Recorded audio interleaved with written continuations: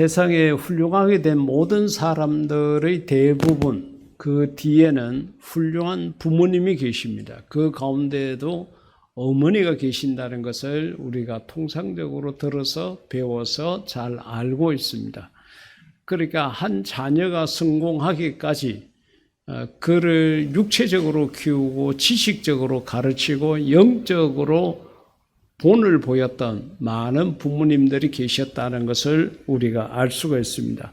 오늘 우리가 이 자리에 이렇게 있게 된 것도 역시 거기에서 어긋나지 않습니다. 누군가가 나를 위해서 여러 가지 모양으로 고생하고 헌신하고 수고한 많은 손길들이 있다는 것을 우리가 생각을 할 수가 있습니다.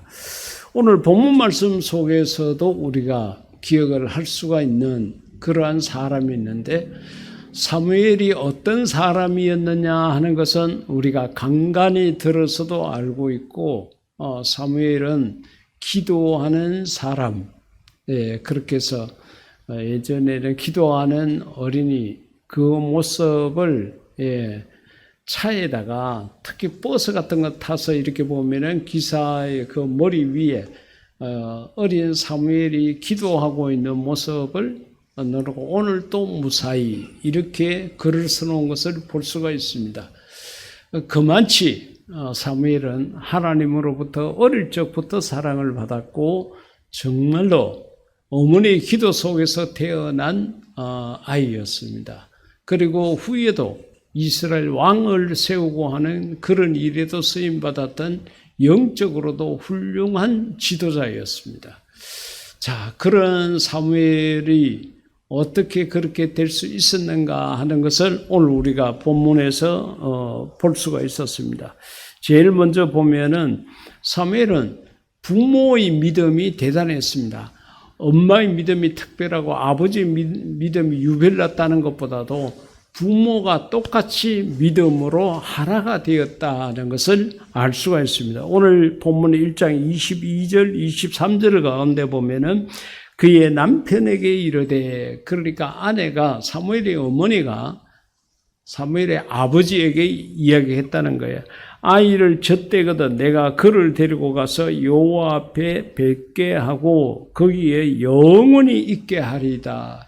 여러분, 정말로 사무엘이 태어나기까지 이 부모의 마음고생이 얼마나 심했겠습니까? 아이를 낳지 못한다는 것 때문에 여러 가지 모양으로 구박을 받고 어려움을 당했던 이 사무엘 어머니의 마음은 두말할 것도 없고, 두 여자 사이에서 이러도 저러도 못하는 그 사무엘 아버지의 그 마음고생도 우리가 충분히 가늠해 보고 짐작해 볼 수 있는 그런 대목입니다. 그렇게 귀하게 얻었는데 이걸 갖다가 이제 이 아들을 성전에다가 갖다 하나님 앞에 갖다 바치겠다고 이야기를 했을 때에 이 부부가 똑같이 마음이 하나가 되었다는 거예요.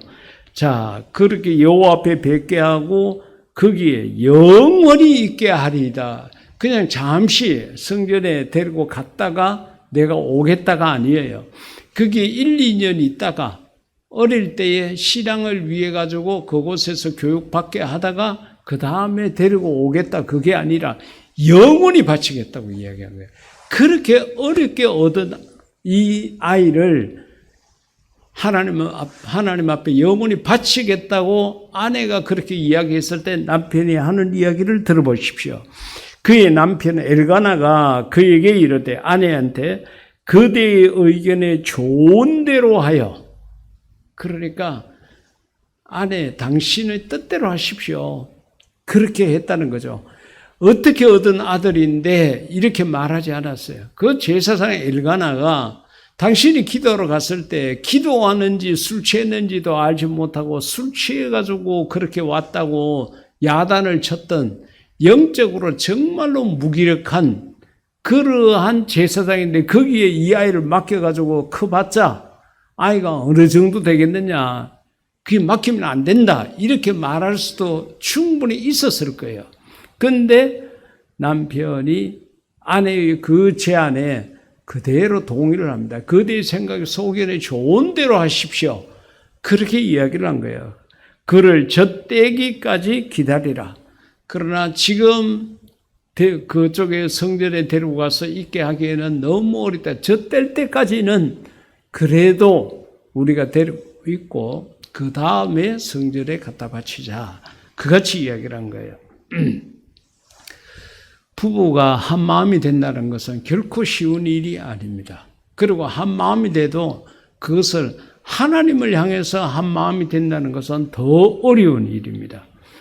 부부가 한 마음이 된 경우가 사도행전에 나타나 있습니다. 아나니아와 삽비라 같은 부부는 하나님을 등지고 하나님을 속이는 일에 부부가 하나가 됐어요. 예. 자기 재산을 팔아가지고 성전에 갖다 내면서 거짓말을 한 거죠.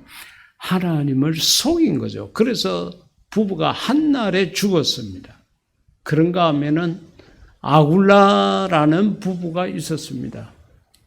아굴라 부부는 하나님 말씀에 아주 능한 자였습니다. 부부가 얼마나 성경을 봤는지 정말로 성경에 능한 자였습니다. 그래서 그곳에 자기가 사는 곳에 하나님의 말씀을 전하러 왔던 자 이야기를 듣고는 오히려 자기 집으로 모셔가가지고 성경을 다시 가르쳤어야 될 만큼 그 부부는 성경에 또 능한 자였습니다. 사랑하는 성도 여러분, 우리가 부부가 한 마음이 되는 것 이 자체가 중요하고요. 더 중요한 것은 방향입니다. 하나님을 향해서 우리 부부가 하나가 됐느냐 되지 않았느냐 하는 것, 이건 굉장히 중요한 것입니다. 그런데 오늘 이 본문 속에 사무엘의 부모는 하나님을 향해서 마음이 하나가 되었던 거예요. 그래서 하나님을 기쁘시게 했고 이러한 부모의 믿음 때문에 이 아들 되는 사무엘이 하나님 앞에 그렇게 귀하고 아름답고 소중하고 크고 능력 있고 권세 있게 쓰임받게 되는지 모릅니다. 사랑하는 성도 여러분들, 여러분들도 부부가 서로 하나님 안에서 하나가 되어서 하나님을 기쁘시게 하는 자가 되기를 주의 이름으로 축복합니다. 그만치 이 부모가 믿음으로 하나가 되어 있었으니까 거기에서 사무엘과 같은 그런 인물이 났다는 것 우리가 생각을 해야 합니다. 사무엘상 3장 4절 가운데 보면은 사무엘이 얼마나 하나님으로부터 사랑을 받았는지를 알 수 있는 대목이 나옵니다. 하나님의 등불은 아직 꺼지지 아니하였으며 사무엘은 하나님의 궤에 있는 여호와의 전 안에 누웠더니 생활하는 그 자체를 성전에서 했다는 이야기죠.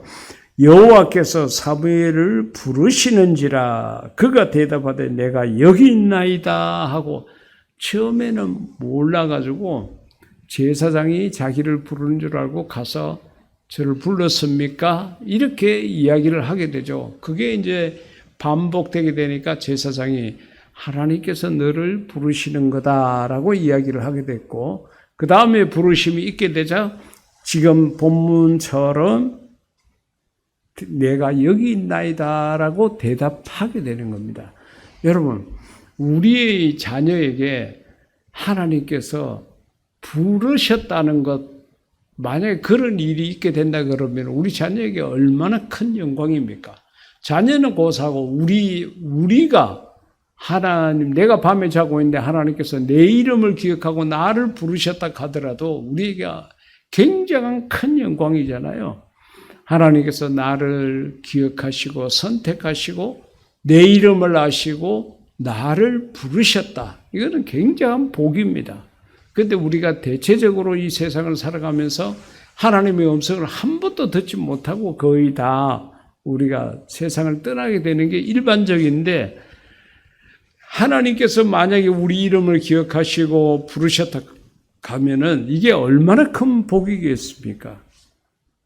그런데 사무엘 하나님께서 내 자녀를 기억하고 그의 이름을 불렀다. 이것은 우리 자녀에게 엄청난 복이 되는 것입니다.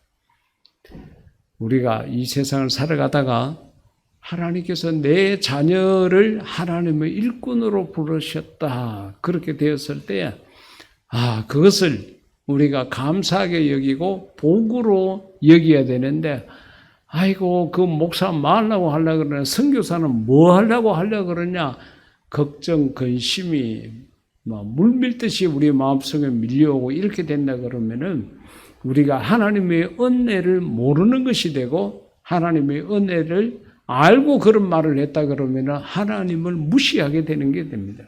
하나님이 우리를 부르셨다는 것은 큰 복이고 은혜인 것입니다. 그리고 우리가 자녀들을 키우다가 하나님의 부르심을 받게 되었다 그랬을 때 우리는 기뻐하고 즐거워하고 감사해야 합니다. 내 자녀가 하나님의 부르심에 응해서 하나님의 일꾼이 되는 길로 간다 그랬을 때 우리는 정말 하나님 앞에 감사해야 합니다. 이 사무엘은 어렸을 때에 하나님께서 벌써 그를 부르셨다는 거예요. 이게 사무엘 생에 있어가지고 아주 큰 복이 되는 것입니다. 그 다음에 어머니의 믿음 때문에 훌륭하게 된 디모데가 있습니다. 디모데 후서 1장 2절 가운데 보면은 바울이 디모데를 두고 하는 이야기인데, 사랑하는 아들 디모데에게 편지하노니 그랬습니다. 바울이 결혼을 했는지 하지 않았는지 여부는 아직까지도 신학자들이 왈가왈부하고 있습니다. 결혼을 안 했다 그러면은 유대인들이 보통 13세 이상이 되게 되면 거의 결혼을 한다고 그럽니다. 그런데 만약에 그가 결혼을 안 했다 그러면 많은 유대인들로부터 엄청난 공격을 받았을 거라고 그와 같이 성경학자들이 이야기하는데, 성경 어느 곳을 봐도 바울이 결혼하지 않았다는 것 때문에 욕먹은, 비난받은 그런 이야기가 없어요. 그걸 보니까 바울이 결혼을 하지 않았느냐 그렇게 짐작을 하고, 또 그의 가족에 대한, 아내에 대한 이야기, 자녀에 대한 이야기가 없는 것으로 봐서는 결혼을 하지 않았을 거다, 또 그렇게 짐작하는 성경학자들도 있습니다. 그래서 바울이 결혼을 했느냐 하지 않았느냐 하는 것은 학문적으로는 왈가왈부하고 있습니다. 그렇지만은 이 디모데후서 1장 2절 가운데 보면은 그 위대한 영적 지도자, 지금 우리가 사용하고 있는 신약 성경의 절반이 바울의 편지입니다. 그렇게 대단한 사람입니다. 그러한 위대한 영적 지도자가 내 아들이라고 그렇게 말한 사람이 디모데라는 거죠. 그런데 이 디모데를 그냥 내 아들 그렇게 말하지 않고 사랑하는 아들 디모데에게 그같이 사랑하는 아들이라고까지 이야기를 하는 거예요. 그렇게 이야기할 만큼 디모데는 영적 지도자로부터 인정을 받고 존중을 받고 사랑을 받는 그런 인물이었고, 그는 또 뒤에 여러 가지 기록을 보게 되면은 예루살렘 교회를 비롯해서 여러 교회를 섬기는 목사로서 훌륭하게 그 일들을 잘 감당했다는 그런 기록들을 살펴볼 수가 있습니다. 자, 디모데에게 바울이 이야기하면서 뭐라 그런가 하면은 하나님 아버지와 그리스도 예수 우리 주께로부터 은혜와 긍휼과 평강이 내게 있을지어다. 아주 큰 축복이죠. 예. 그렇게 거대한 영적 지도자가 어떻게 보면은 디모데의 부모 입장에서 봤을 때는 아들이 정말 사랑받고 있는 거예요. 그렇게 위대한 영적 지도자가 자기 아들이라고 소개를 할 만큼 그렇게 하고, 그 다음에 사랑하는 아들이라 그러고, 그 다음에 뒤에 봤던 것처럼 은혜와 긍휼과 평강이 내게 있을지어다라고 이렇게 복을 받고 있으니까 얼마나 부모의 마음이 뿌듯했겠습니까? 그런데 디모데가 이렇게 훌륭한 목사가 되기까지 뒤에 그의 어머니의 믿음이 있었음을 디모데 후서 1장 5절에서 알 수 있습니다. 이는 내 속에 거짓이 없는 믿음, 거짓이 없는, 무엇이든지 거짓이 없어야 돼요. 거짓말을 이렇게 하게 되는 것은 하나님께서도 아주 무섭게 대하십니다. 거짓말을 하면 안 돼요. 우리가 하나님 앞에 정직하고 진실되어야 합니다. 잘못한 것을 잘못했다고 고백할 줄 알아야 되고, 실수한 것은 내가 실수했다고 말할 수 있어야 합니다. 그러면 하나님이 용서하시고 이해하시고 덮어주시고 그렇게 하지만은 끝까지 이리저리 거짓말하고, 아나니아와 삽비라가 자기 재산을 팔아가지고 교회를 가지고 왔는데 한날에 죽게 된 이유가 거짓말한 것 때문에 죽었잖아요. 거짓은 우리 속에 없어야 하는데, 이 영적 지도자인 바울이 봤을 때에 이 디모데의 마음속에는 믿음의 거짓이 없었다는 거죠. 그래서 그것을 생각한다 그러고, 근데 이 믿음은 먼저 너의 외할머니 루이스와 내 어머니 유니게 속에 있더니 내 속에도 있는 줄을 확신하노라. 그게 할머니 때부터 어머니를 거쳐서 디모데 속에 있게 되었다는 것을 바울이 이야기를 했습니다. 그러니까 그의 어머니의 믿음이 대단했다는 거죠. 그러니까 그 믿음이 아들 되는 디모데에게 이어졌다는 것을 이야기를 하고 있습니다. 어머니 되실 여러분들의 믿음이 자식들에게 그대로 이어져서 이렇게 다른 사람들로부터 칭찬받는 그런 자녀들이 되기를 주의 이름으로 축복합니다. 그 우리가 자녀들이 바깥에 나가서 선한 일, 착한 일, 좋은 일 뭐 하나 해가지고 칭찬을 받게 되면은 그 이야기를 들으면 부모들은 우리의 마음이 기쁘고 즐겁잖아요.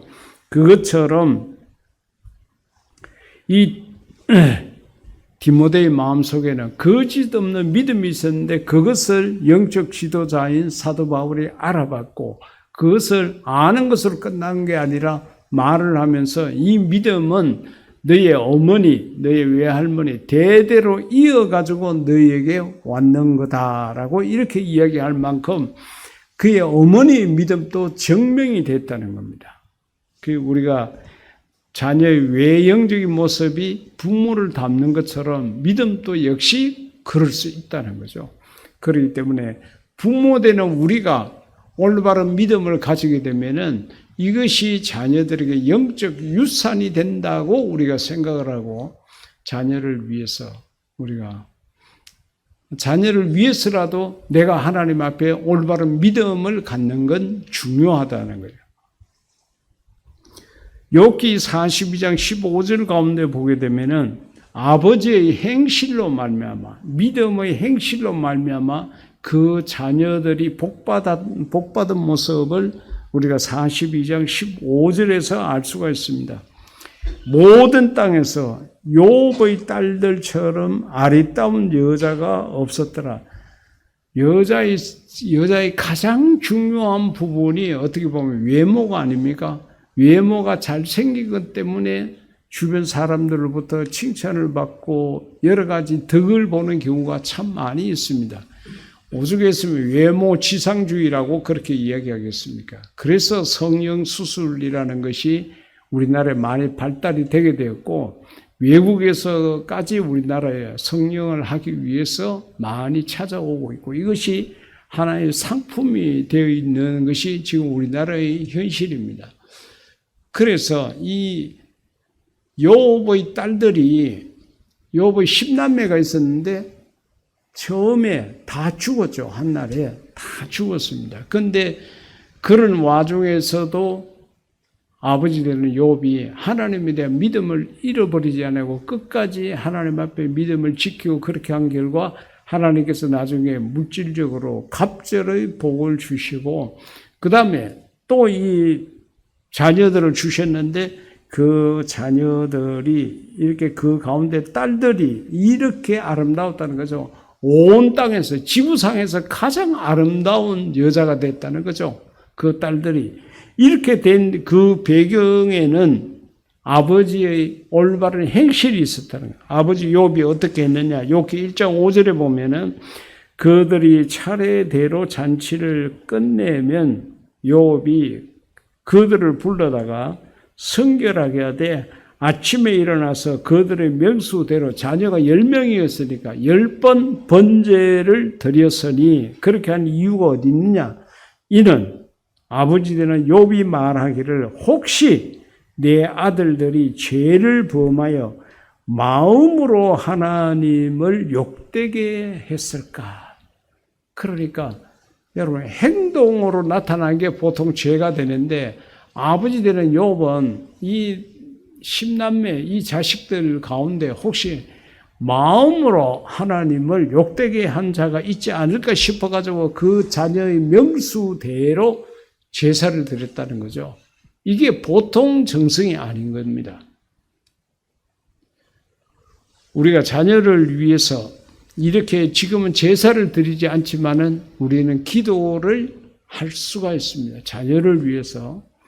그래서 우리가 이번 달부터 매월 셋째 주 토요일 날 아침 시간에 우리가 아침 식사를 같이 하면서 자녀를 위해서 기도하는 시간을 마련을 했습니다. 자녀를 두신 부모 되신 여러분들, 달리 우리가 자녀를 위해서 기도하지 못한다 하더라도 한 달에 한 번쯤은 토요일 날 아침이니까 쉬는 날이잖아요. 그때에 같이 모여서 자식을 위해서 기도할 수 있는 그런 부모가 되었으면 좋겠다 싶은 생각 때문에 그런 자리를 마련했습니다. 하나님께서 그런 기도 시간을 시작하게 하신 이유가 있겠죠. 우리 자녀들에게 복을 주시려고 그 복의 근원이 되도록 부모의 기도를 하도록 그 시간을 만드신 것 같습니다. 이런 기회를 놓치지 마십시오. 우리가 자녀를 위해서 이것저것 해줄 수 있지만은 기도를 한다는 것은 너무도 좋은 일이고 아름다운 일이고 정말 하나님에게 자녀를 맡기는 일이 되니까 하나님께서도 기뻐하실 겁니다. 평상시에도 자녀를 위해서 기도 많이 하시겠지만은 또 하나님께서 이런 기회를 주셨으니까 우리가 이 기회를 놓치지 말고 어떻게 하든지 모여서 토요일 아침이니까 아침 식사는 어차피 하셔야 될 거고 아침밥을 드릴 테니까 오십시오. 내가 조금만 일찍 일어나면 되거든요. 오셔서 자녀를 위해서 기도하십시오. 그러면 하나님께서 복을 주실 것입니다. 아버지의 행실이 이러니까 이 자녀가 이와 같은 복을 받았다는 거죠. 지구상에서 가장 아름다운 딸들이 되었다는 바로 그런 이야기입니다. 손흥민 선수의 코치가 바로 그의 아버지라는 것을 우리가 이미 잘 알고 있습니다. 늘 그 아들과 같이 이렇게 지내면서 몇 가지 강조한 것이 있는데 첫 번째는 축구를 하는 데 있어가지고 기본에 충실하라고 기본을 부지런히 가르쳤다는 거고 그 다음에 마음을 비우고 욕심을 버리라. 마음 자세에 대해서는 또 그와 같이 이야기를 했다 그럽니다. 아버지가 그렇게 말을 하고 그러한 삶을 사니까 아들 되는 손흥민 선수가 그걸 보고 배워가지고 세계적으로 유명한 축구 선수가 되었다. 이렇게 이야기를 합니다. 자녀들은 특히 어릴수록 그렇습니다. 자녀들은 듣는 대로 하는 것이 아니라 보는 대로 합니다. 학교 가면은 아이들이 얼마나 선생님으로부터 좋은 것을 많이 듣습니까? 근데 듣는 대로 하는 것이 아니라 눈으로 보는 대로 한다는 거죠. 집에 와서 부모가 어떻게 행동하는지를 보고 그대로 따라간다는 겁니다. 그렇기 때문에 우리가 부모로서의 책임을 어떻게 감당해야 될 것인가 하는 것은 바로 이 욥의 경우에서도 우리가 찾아볼 수가 있습니다. 어머니의 기도 속에 훌륭한 디모데가 있었고 부모님의 하나된 믿음이 사무엘과 같은 훌륭한 영적 지도자가 되게 했습니다. 그런가 하면은 또 이렇게 아버지의 그런 모범적인 신앙적인 행동이 이 온 땅에서 가장 아름다운 그런 딸들이 있게 했다는 것을 우리가 욥기 속에서도 확인했습니다. 부모가 어떻게 하느냐에 따라 가지고 예, 자녀들이 어떤 복을 받는가 하는 것들을 우리가 욥의 경우에 봤고 디모데의 경우에도 봤습니다. 부모가 되는 우리가 어떻게 말하고 행동하면 되는가 하는 것은 우리 스스로가 너무 잘 알고 있습니다. 부모 되시는 우리 성도 여러분들, 자녀를 위해서 이것저것 해드리고 싶고 그러겠지만은 가장 좋은 것은 자식을 위해서 기도하는 거고 내가 믿음대로 바르게 사는 것입니다. 그것이 가장 큰 영적 자산이 되고 자녀에게 물려줄 수 있는 유산이 될 수가 있습니다. 다른 것, 우리가 물질적인 것 물려주지 못하고 세상의 명예와 권세를 자식에게 물려주지 못한다 하더라도 믿음의 유산은 우리가 물려줄 수가 있습니다. 이런 것들을 꼭 생각을 하시고 지금보다도 더 자녀들을 위해서 기도하시고 지금보다도 더 하나님 앞에 정직하고 진실된 신앙생활을 하셔서 부모 되는 우리의 모든 것으로 말미암아 우리 모든 자녀들이 이 땅에서 더 큰 복과 은혜를 받고 살아가기를 주의 이름으로 축복합니다. 이 시간 우리 다 같이 기도할 때에 하나님, 내가 욥처럼 또 아니면은 이 사무엘의 부모처럼 또 디모데의 어머니처럼 내가 모든 것에 있어서 모범을 보이며 살아가는 그런 부모가 되기에 부족함이 없게 해달라고 내 자신을 위해서 우리 다 같이 기도하시겠습니다.